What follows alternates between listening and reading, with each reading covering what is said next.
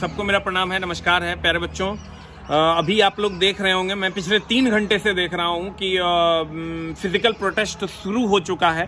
जो हम लोग नहीं चाहते थे, सरकार ने बच्चों को वहीं लाकर खड़ा कर दिया। कोई बच्चा या कोई टीचर नहीं चाहता था कि फिजिकल प्रोटेस्ट हो, लेकिन सरकार ने मजबूर कर दिया एक तरह से कहिए बच्चों को, क्योंकि बच्चे अब 6x3 के कमरे में पिछले 3 साल से इस आशा में बैठे हुए हैं कि हमारी जॉब लगेगी।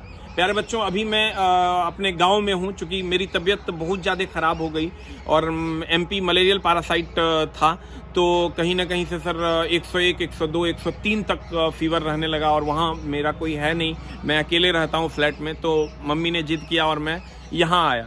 तो प्यारे बच्चों, अब लेकिन मैं कुछ अच्छा महसूस कर रहा हूँ। आज जब मैंने दोपहर में दवाइयाँ ली है, तब से बहुत ज़्यादा सुधार हो चुकी, आज ही पता चला है।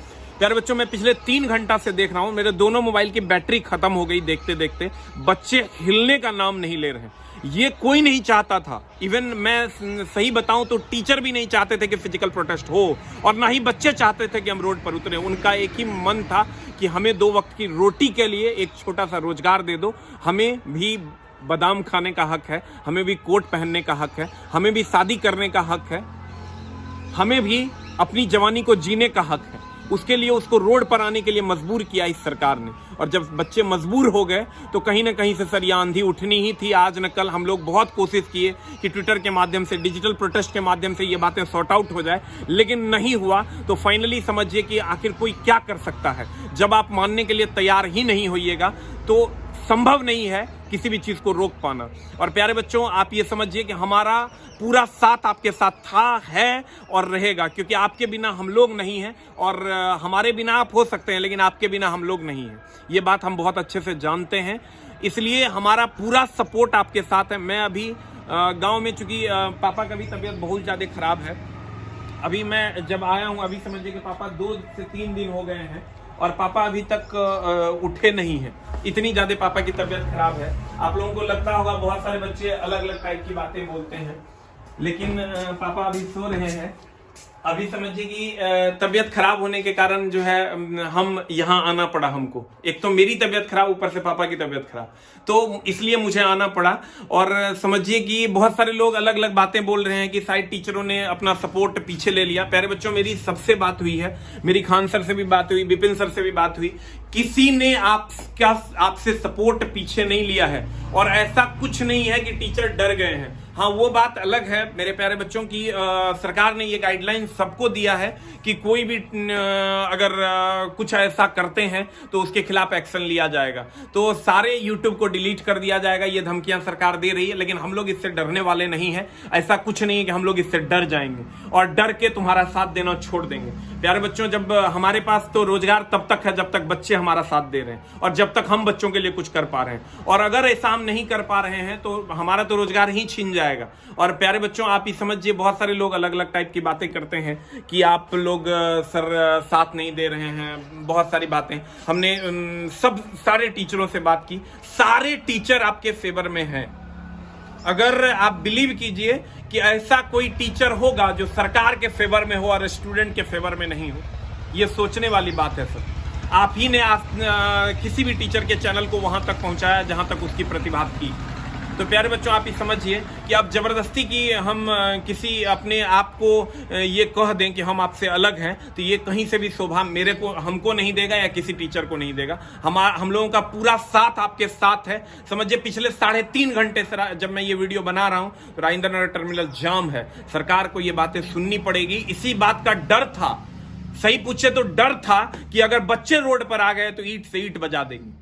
क्योंकि जिस दिन ये युवा रोड पर आ गया, उस दिन सरकार को हर हाल में झुकना पड़ेगा। और ये आंधी और कहीं से नहीं, पटना से ही उठनी थी। हमें अंदेशा था इस बात का, क्योंकि अगर आप ट्विटर कैंपेन से नहीं सुनिएगा तो कब तक आप इस बच्चे को रोक सकते हैं। उस बच्चे का गुस्सा कहीं ना कहीं फूट कर निकलना था और वो निकल पड़ा है। और ये आंधी रुकने वाली नहीं है। इसलिए माननीय सरकार से, माननीय मोदी जी से, अश्विनी वैष्णव जी से, रेलवे मंत्रालय से हमारा नम्र निवेदन है कि आप इस बात को सुनिए, समझिए और बच्चों की मांग को, प्यारे मिनिस्टर साहब, ध्यान देते हुए इस चीज को ठीक कीजिए। नहीं तो बच्चे बहुत परेशान हैं। आप सोच नहीं सकते हैं 8x6 के कमरा में बच्चा किस तरीके से, कितनी भयानक जिंदगी वो जी रहा है। रूम मालिक से लेकर के और पैसे की तंगी तक से वो परेशान है। कितनी किताबें वो खरीदेगा, कितने कोर्सेस वो खरीदेगा, कितने घंटे वो वीडियो देखेगा। एक एक बच्चे के मोबाइल में 3 से 4, 5 कोर्सेस एक्टिवेट है। एक एक बच्चे के मोबाइल में समझिए 5 एक एक बच्चे के घर में 5 से 6, 7 किताबें हो चुकी है। प्रैक्टिस सेट 3 वॉल्यूम, 4 वॉल्यूम में आ रहा है। हम लोग इसलिए कर देते हैं कि चलो एक वॉल्यूम बना लिया होगा तो अब दूसरा वॉल्यूम देते हैं, तीसरा वॉल्यूम देते हैं। कितना वॉल्यूम दे बच्चों को, खुद बुरा लगता है। जब हमने पहली बार डेट निकाला था रेलवे ने, तो हमने वॉल्यूम 1 निकाला, बच्चे बोलने लगे कि सर अब तो वो खत्म हो गया, डेट एग्जाम तो हो नहीं रहा। वॉल्यूम 2 निकाला, यार खुद शर्म आती है। कितना उसको हम बोलें कि यार ये कोर्स ले लो तुम, या ये किताब खरीद लो। इस सोचने वाली बात। हम लोग इसलिए नई नई किताबें लाते हैं कि ताकि नया किताब रहेगा तो कुछ जोश में थोड़ा सा ही सही लेकिन पढ़ लेगा। अगर कोई कोर्स है तो कोशिश करेगा कोई एक सेलेक्टेड ले आए कि चलो नई चीजें हैं तो बच्चे थोड़ा सा इंटरेस्ट लेके पढ़ेंगे तो उसका पढ़ाई रेगुलर हो पाएगा। और कोशिश करते हैं कुछ अच्छी चीजें बताएं, कुछ अच्छे बुक्स लेकर आएं कि बच्चों को जो है नई चीजें सीखने को मिले और जो कट ऑफ जा रहा है 92, 93, 94 इसको ही पार कर पाए। तो गाली भी सुनते हैं। हर उधर से वो बच्चा गाली देता है जिसका एनटीपीसी सीबीटी 1 में रिजल्ट हो गया, और ये बच्चा गाली देता है कि आप सपोर्ट नहीं कर रहे हो। अगर सपोर्ट करते हैं तो ये गाली देता है, सपोर्ट नहीं करते हैं तो वो गाली देता है। लेकिन फिर भी हम तुम्हारे साथ हैं। कितनों कम्युनिटी गाइडलाइन आप ले आइए, कोई फर्क नहीं पड़ता। आप हमारे चैनल को डिलीट कर दीजिए, हम कर देंगे डिलीट, हम नया चैनल बना लेंगे। फिर हमको बच्चे सपोर्ट अगर करना होगा, अगर बच्चों के दिल में हमारे लिए कुछ होगा तो वो हमको फिर सपोर्ट कर देंगे। कुछ नहीं था तब तो यहां तक आए, फिर आ जाएंगे, कोई दिक्कत नहीं। आप कम्युनिटी गाइडलाइन जितना देना है दीजिए, लेकिन अब सरकार को ये बातें सुननी पड़ेगी। आप समझिए बच्चे अब बहुत ज्यादा हतोत्साहित हो चुके हैं। उनको हर हाल में अपने चीजों को एक सही वे में चाहिए, वो आपको देना पड़ेगा। प्यारे बच्चों, आप ही समझिए सारे टीचर का आपके लिए सपोर्ट है। और मैंने सभी टीचरों से बात की है। जब से मैं वीडियो देख रहा हूं लगभग 3 घंटे के अंदर मैंने लगभग एक करके सारे टीचरों से बात की। सभी टीचर आपके सपोर्ट में हैं और आपको एकदम टेंशन लेने की जरूरत नहीं। कोई बैकफुट पे नहीं आया, सब आपके साथ है। और आप शुरू से एक बार आंख बंद करके एनालाइज कीजिएगा कि कब टीचरों ने आपको साथ नहीं दिया, कब हमने आपका साथ नहीं दिया।